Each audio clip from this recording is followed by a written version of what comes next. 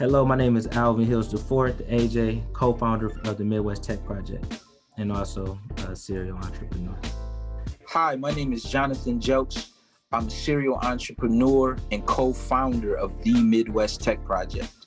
The Midwest Tech Project is a diversity in tech organization focused on mentoring, advocacy, skill development, and then also placement within the industry. That placement can begin with internship, a paid internship, but also entry-level employment. And when we think about how West Michigan has shifted from manufacturing and some other things as it relates to the automobile industry and furniture and others, where do the opportunities of the future workforce lie?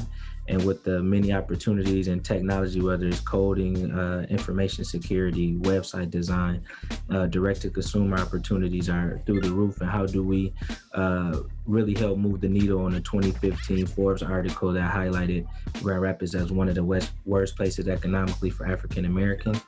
So we're looking at the Midwest Tech as a workforce development solution to help meet industry needs, as well as increase employment and poverty in Black and Brown communities, but also contribute to the diversity in the space. So whether that's racial diversity or gender diversity, we want to help get minority and women in the space.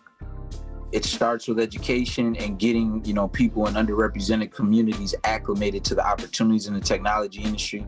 We always want to impart, the wisdom and the indigenous knowledge of the companies that we have here in West Michigan and connect that to where the opportunities lie within the workforce of now and the future. And so education is a big part of it. Access is another part of it. And then introducing people to technology and kind of demystifying the industry. I think the barriers that a lot of people have from, gaining access and entry to tech revolves around just thinking that it's calculus, that it's advanced algebra all the time. And a lot of times the opportunities within the industry are much more simplistic and accessible than what people often think. So we host over 22 different in-person events in the community.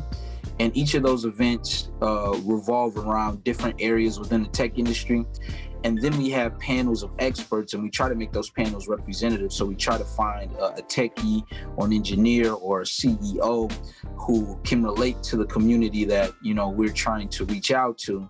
As far as on an individual basis, we have people reaching out to us all the time because we have a mentorship program out of Baxter Community Center that meets every other week. Now we've been doing it virtually due to the pandemic, where we service middle school age and high school age young men and women. Two different cohorts. There's a young men's cohort and there's a young ladies cohort. So people reach out to us all the time at that level in order to get their kids into what we would call the tech talent pipeline. In our mentoring programs, we have instructors from the local tech industry who come in and talk about different topics. And then we engage with our kids, able to ask questions, be interactive, see stuff on StockX, see, the latest Supreme gear or the very rare Nikes.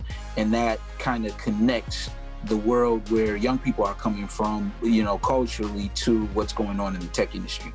So we have a lot of one-on-one interaction, but our approach to the grassroots organizing is to go out into the communities and create specialized events that reach the community where it's at.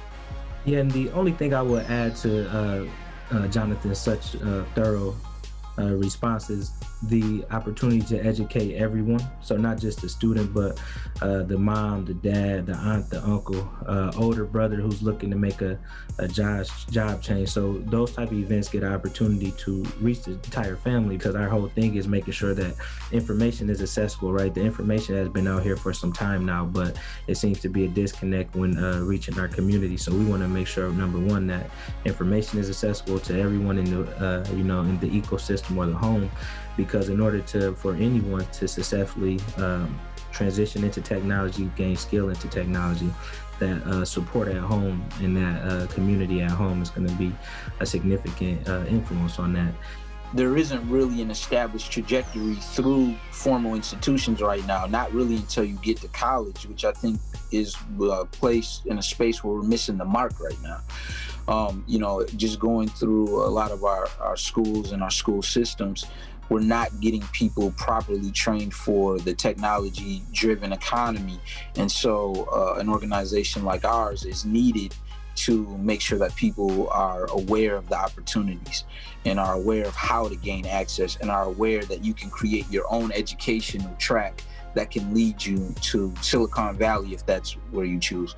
But what we really are interested in ultimately is making sure that, Grand Rapids, cities like Grand Rapids and Detroit, have a little bit of Silicon Valley in them. Like we're creating our own hubs and our own jobs and our own ancillary businesses that are tech related here.